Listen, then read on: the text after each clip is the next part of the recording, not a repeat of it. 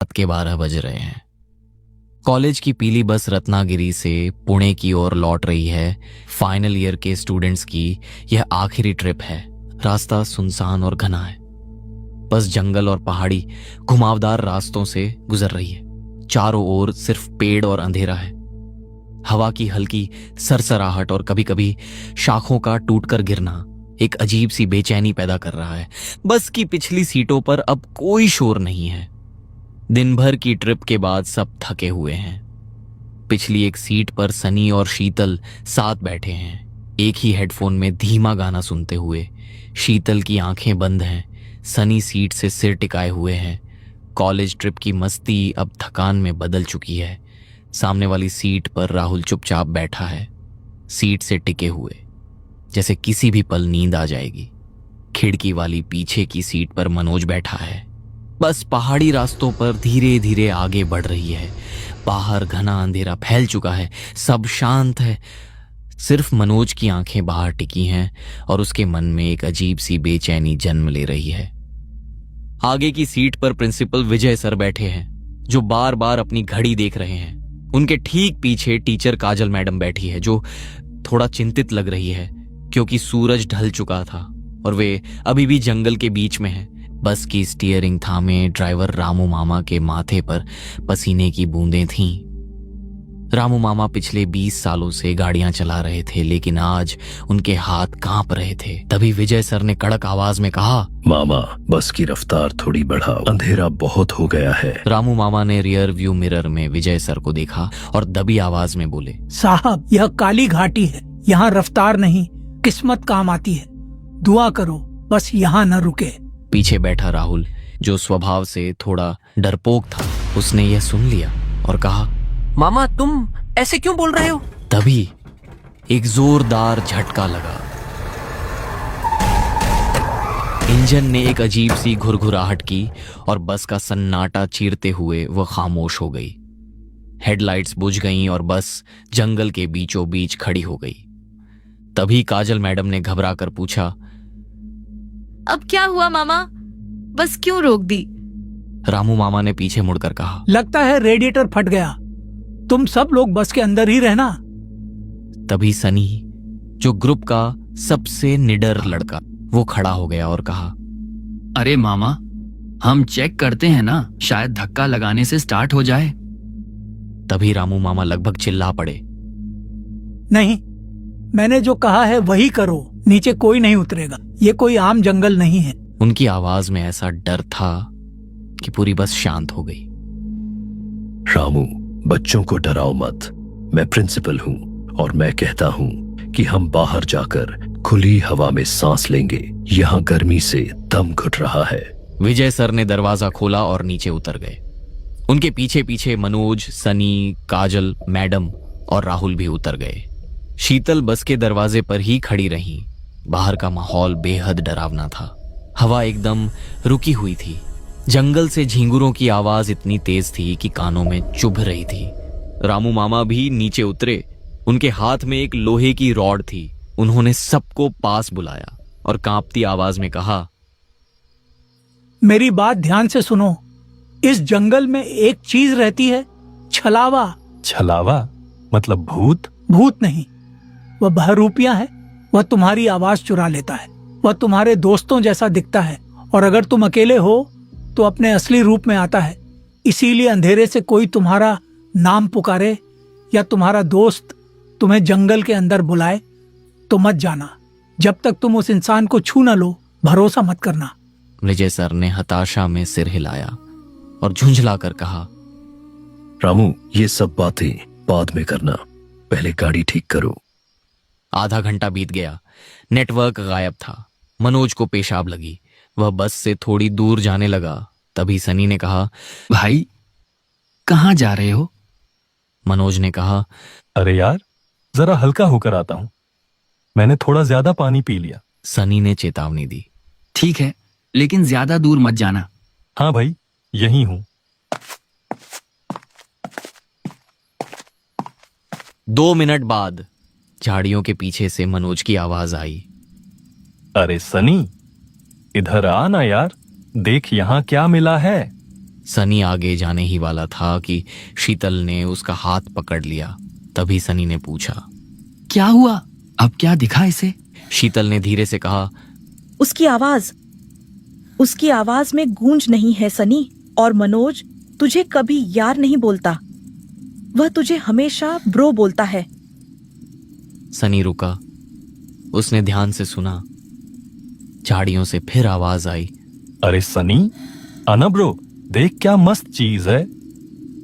इस बार उसने ब्रो बोला था, जैसे उसने उनकी बातें सुन ली हो और अपनी गलती सुधार ली हो। सनी के रोंगटे खड़े हो गए। तभी दूसरी तरफ से मनोज पैंट की जिप लगाता हुआ वापस आया और कहा, क्या हुआ? तुम लोग मुझे ऐसे क्यों घूर रहे हो? सबकी सांसें थम गईं। अगर मनोज यहां है तो झाड़ियों में से सनी को कौन बुला रहा था? तभी विजय सर ने टॉर्च उस तरफ घुमाई। अरे कौन है वहां? रोशनी की लकीर झाड़ियों पर पड़ी। वहां कोई नहीं था, सिर्फ हवा से हिलते हुए पत्ते थे। लेकिन तभी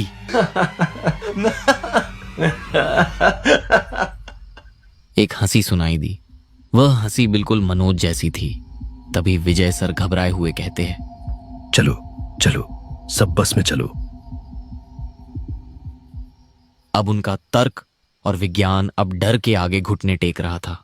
लेकिन रामू मामा बस के नीचे कुछ ठीक कर रहे थे। तभी काजल मैडम ने कहा, मामा जल्दी बस के अंदर आओ। बस के नीचे से रामू मामा की आवाज आई। बस हो गया मैडम, 2 मिनट। 5 मिनट बीत गए, रामू मामा बाहर नहीं आए। तभी सनी कहता है, सर, मैं नीचे जाकर देखता हूँ। सनी ने हिम्मत जुटाकर धीरे धीरे झुककर बस के नीचे झांका। अंधेरा इतना घना था कि कुछ भी साफ नहीं दिख रहा था। एक पल के लिए ऐसा लगा जैसे कोई वहां से उसे घूर रहा हो।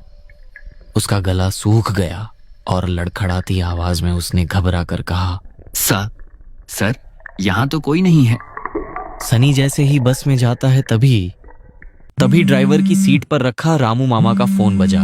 रिंगटोन सन्नाटे में गूंज उठी। स्क्रीन पर घर लिखा था और उसी पल बस की छत पर कुछ भारी चीज के गिरने की आवाज आई। धड़ाम! पूरी बस हिल गई। शीतल रो पड़ी। छत पर कोई चल रहा था।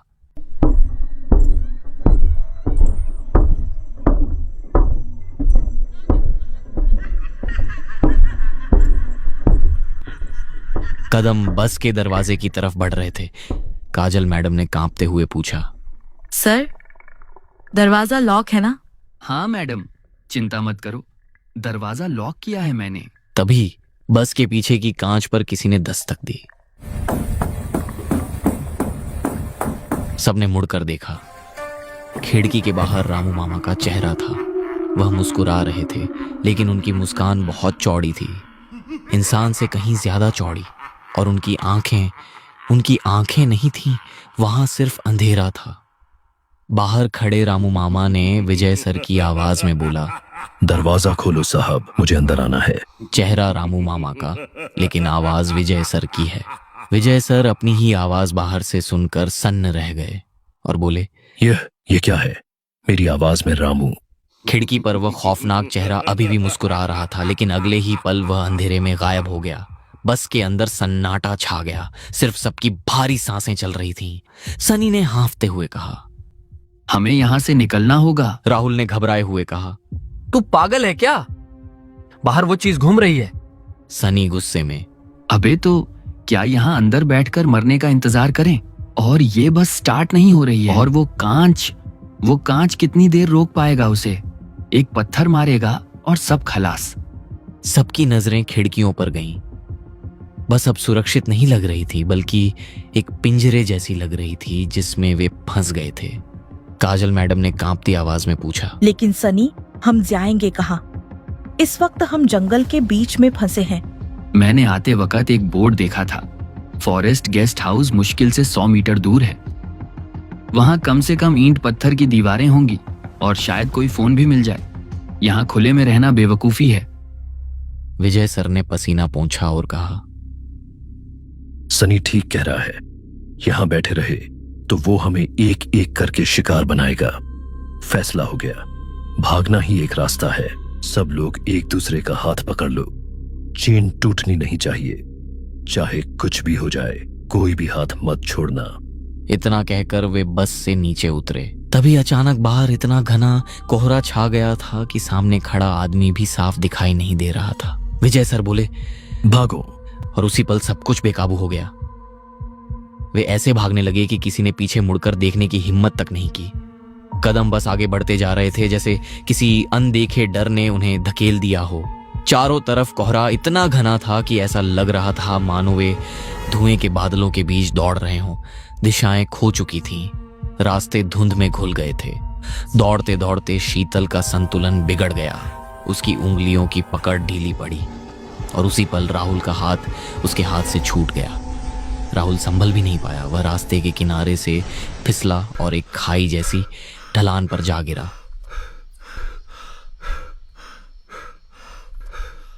राहुल जैसे तैसे खुद को संभालता है और चारों ओर देखने लगता है। चारों तरफ घना जंगल है और हर ओर गहरा अंधेरा फैला हुआ है। जंगल की घनी खामोशी जैसे उसके कानों पर हथौड़ा की तरह गिर रही है।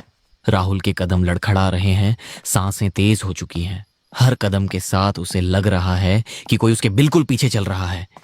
लेकिन जब वह पलटकर देखता, कुछ नहीं। तभी अचानक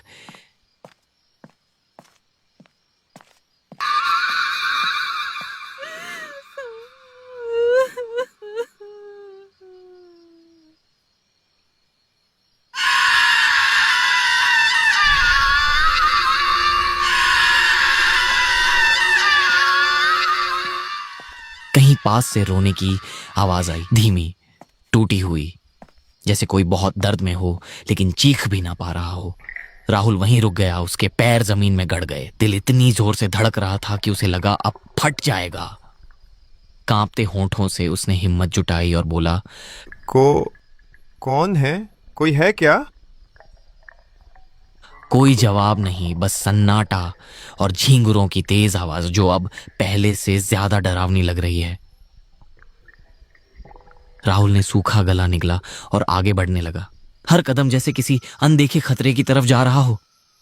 सनी, कहाँ हो भाई?